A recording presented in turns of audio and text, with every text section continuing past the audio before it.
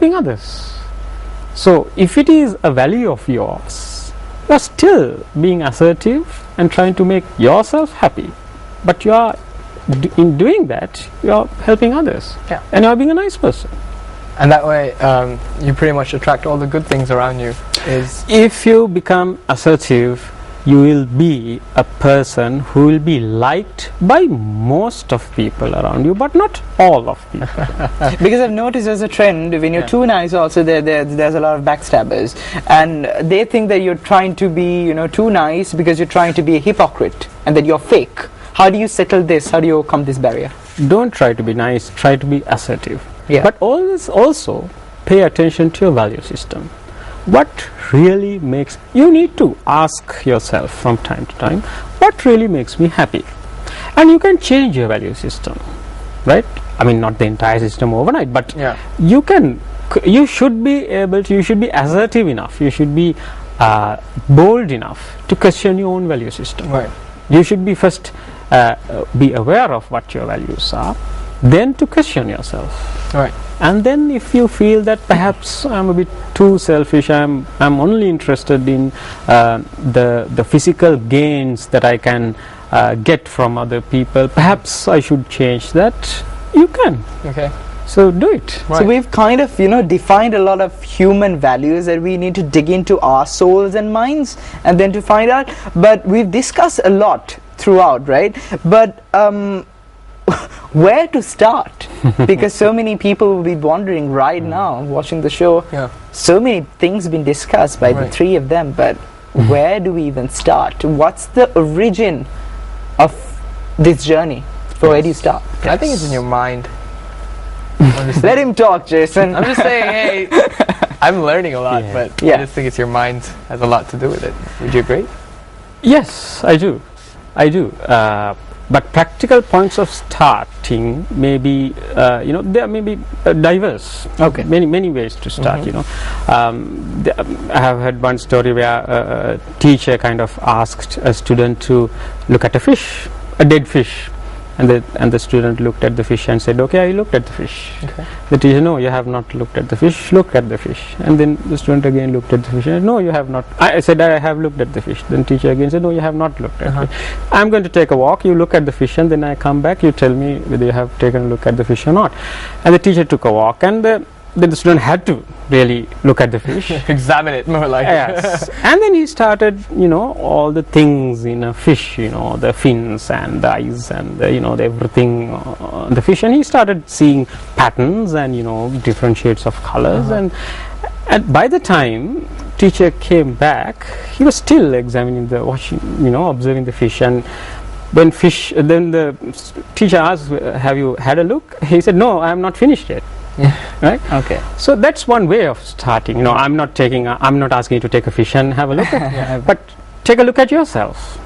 You can do it in different ways, right?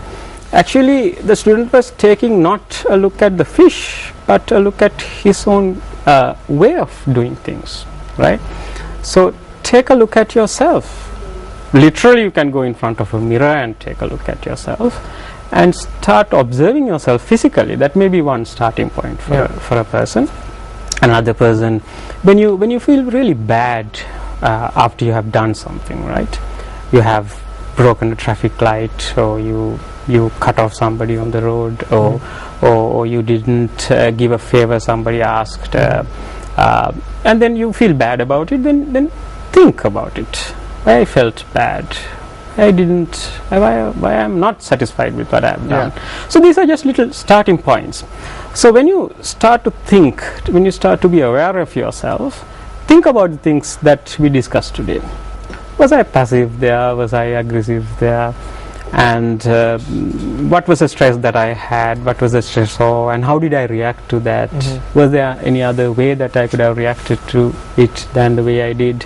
So start thinking, start observing, start noticing. That is the way to start. And then you would see so many doors that you can open, so many opportunities that you can take. It's a journey. You have to start. That was so beautiful. Little things go a long way, buddy.